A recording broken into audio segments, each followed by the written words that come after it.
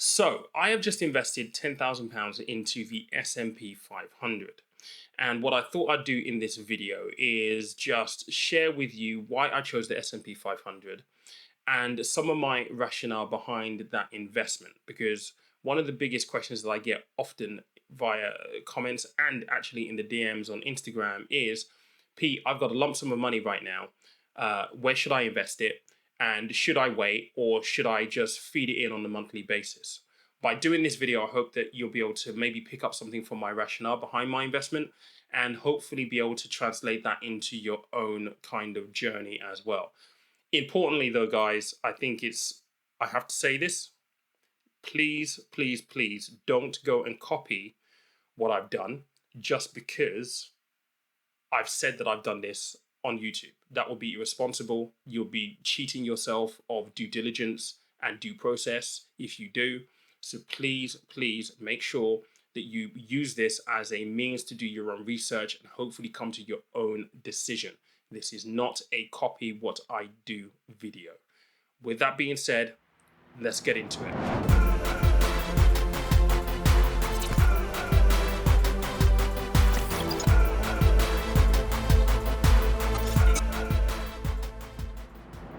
Okay, so today is Tuesday, July 20th, and yesterday was Freedom Day.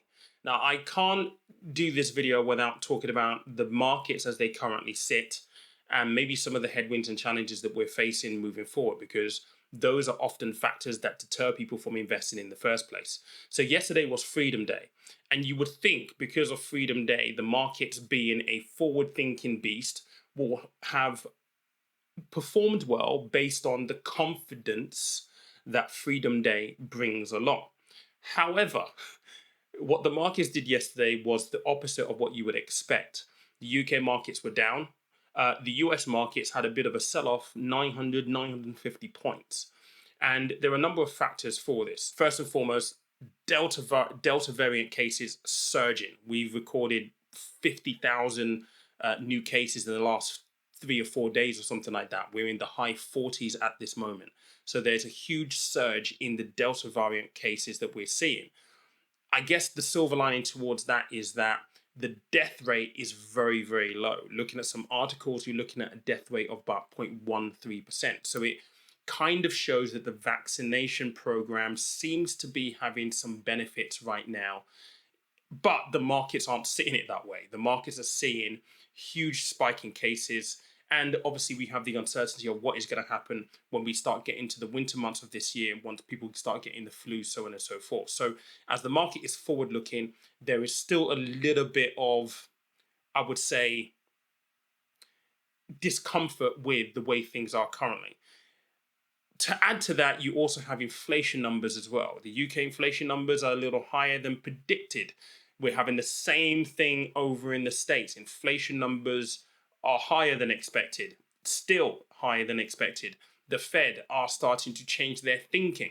So that has impacted the markets a little bit there. And then in the States, they've had a massive surge in Delta variant cases over there. So we've got some market pressures, and that leads to the question of, well, Pete, is now a good time to be putting 10K into the markets? Well, for me, we're going to talk a little bit about timing here, okay? Now, I can only speak for myself, and again, you have to ask yourself this question. Now, for me, I believe, and I've said this a number of times on the channel, it is about time in the market than time in the market.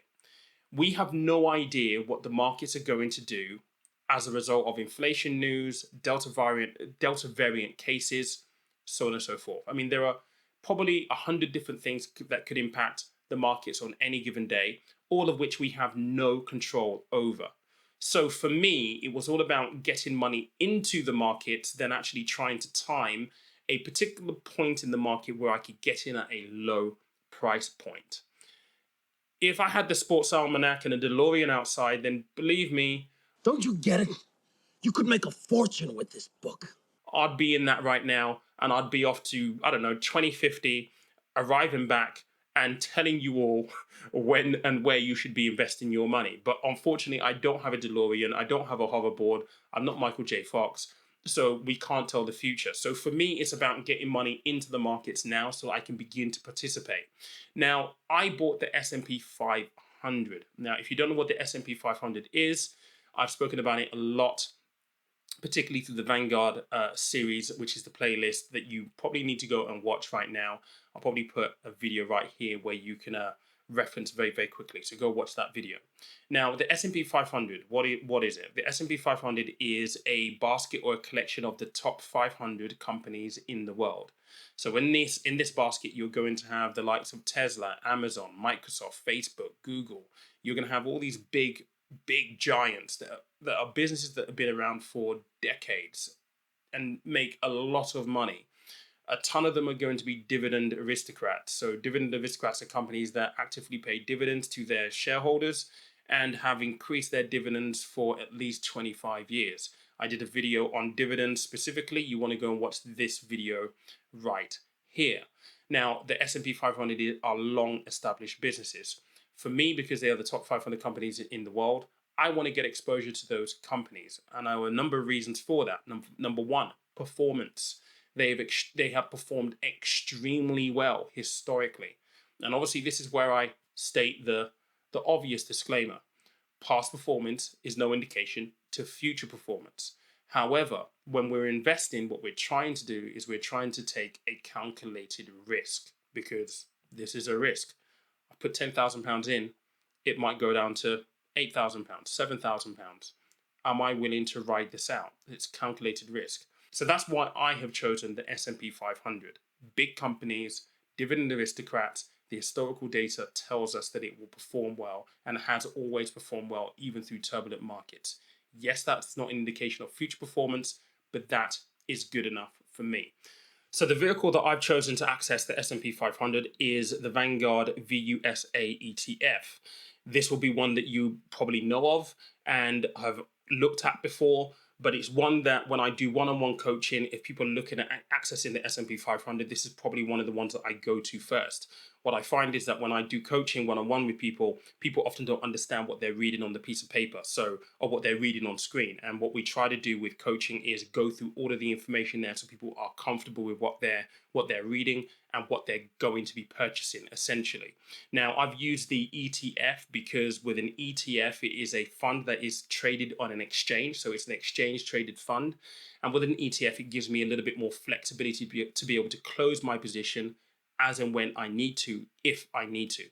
So for example, if I needed my money out on a Wednesday afternoon at 3 p.m., as long as the New York Stock Exchange or the London Stock Exchange is open, I can close my position. That is very, very different to an index fund where you have to wait until the end of the day in order to close that position. So the VUSA for me gives me, number one, flexibility, and it allows me to access the S&P 500 at a very, very low price point. The price point with Vanguard is 0.07%. So really, really cheap in terms of my access price and my ability to access this with Vanguard. So there is one more question that I haven't actually answered, which is an important one because I get this all the time. A lot of people ask me, Pete, I've got some money lying around. Should I put the lump sum in or should I feed it into the markets, pound cost averaging in? Right, so let's have a look at this. Statistics tell us that you'll get a better return if you invest the lump sum in one go at the beginning of your investment journey, particularly if you're investing for a set period of time. I want to demonstrate that to make sure that it kind of sinks in and you see a visual representation. So what I've got here on the screen is a compound interest calculator, which basically takes the assumption that you invest £10,000 upfront. You are getting an average return of 9% per year, and your investment term is 10 years. This is going to be compounded once every single year, so at the end of the year. Now, what this is saying is that your initial deposit will be £10,000. The total interest over that period of time, over that 10 years, with an average return of 9% annually, will be £13,673.64. So your total balance at the end of the 10 years will be £23,673.64. So essentially, you've doubled your money over that 10-year term. That's the power of investing one lump sum in one go. If you look at the other side where you're paying money in on a monthly basis, And I've used £100 just to keep it really, really simple. But over a 10-year period, if you're depositing or investing £100 per month, again at 9% average return, then your total deposits will be £12,000. The interest though is only £7,000. So your total balance at the end of it will be £19,108. So there is quite a significant difference. So ultimately, in answering this question, should you invest a lump sum or should you invest on a monthly basis?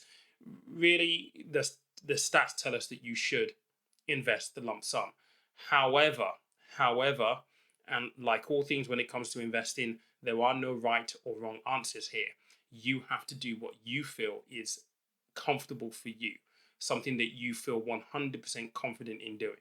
If you're the kind of person that you can't stomach the thought of you investing a lump sum of £10,000 and the market's falling off the cliff tomorrow, and that's really going to hurt you, then you may be better off pound cost averaging, paying in a monthly amount every single month to build it. Now, one of the questions that I know that you'll be asking if you are sitting on money right now and you're kind of unaware of what you're doing is, should I press this button right now? Now, I can't tell you to press the button or to hold, but what I do want to do in this last section of the video is give you some really important pointers or things to think about, which should hopefully get you in the headspace that once you've answered these questions, you'll know what to do.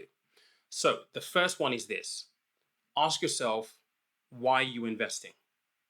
And when I say why are you investing, I need a very specific reason. Very specific reason. So, are you investing for a house deposit? Are you investing for university fees? Are you investing for early retirement? What specifically are you investing for? The reason why that's important is because if you are investing for university fees, for example, well, then the natural questions is how old is your child? Is he 5? Is he 3 months old? Is he 10? Is he 12? Because you'll have a timeline of when you expect your child to go to university. 17, 18. So if your child is 3 months old, you've got 17 years to invest, which means you've got a very, very long time. Very, very different if your child is 10 years old and you've only got 7 years. Now, the reason why the goal is important is because from the goal, you're going to get a time horizon for your investment. So how long you're looking to invest for. Then off the back of that question, you then have to ask yourself, okay, so for the period of time that I'm looking to invest, what risk am I willing and able to take in order to achieve my objective of saving X amount of money for university fees? Now, if you've not taken my course, and I don't talk about my course enough, people tell me that I should, I cover a lot of this in my course in terms of time horizon and actually how risk is associated with the length of time that you invest for. So in other words, the longer you have to invest for your time horizon, that is, the more risk you can afford to take. The less time you have to invest, the less risk you should be taking. The course, by the way, is $59.99. There's a lot more that we go through in that course. If you've not taken it, I'll suggest go taking it. It is worth the investment. You get lifetime access. There are tests, there are quizzes to help you consolidate your knowledge. You also get access to a Discord group as well, so you can ask me questions if you have them post-course via the Discord group. So go and check that out. But you need to understand what level of risk you're willing and able to take. Now, I explain this in the course, but in a very, very brief nutshell, the risk that you're willing to take is you saying, okay, out of a score of 10, where do you sit? Or where do you think you sit? For most people, they'll say, I might be a 10. So for example, if you think that you're a 10, that is the risk that you're willing to take.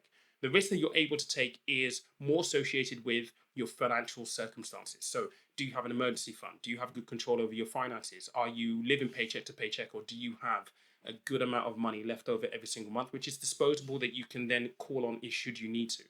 If you do have all of those things in place, so an emergency fund, you have good control over your money, you have good surplus income on a monthly basis, then the risk that you're able to take will match the risk that you're willing to take. But this is my experience as a former financial advisor and someone who coaches now. Most people will think that they are a 10 in terms of the risk that they're willing to take. But when we start looking at their individual financial circumstances, they don't have an emergency fund, they're not as good as they should be on financial controls, having disposable income, And therefore they think that they're a 10, and what that means is that the risk that they're able to take because of their financial circumstances pulls them back. So in most cases, people who think that they're a 10 will come back to at least a 5, if not lower. It's very, very rare that I see people stay at a 10 in terms of the risk that they're willing to take. Very, very important stuff, guys. But again, on the course, I cover how all of this interacts. So maybe consider doing that. Anyway, so that's another thing you need to consider, the risk that you're willing and able to take.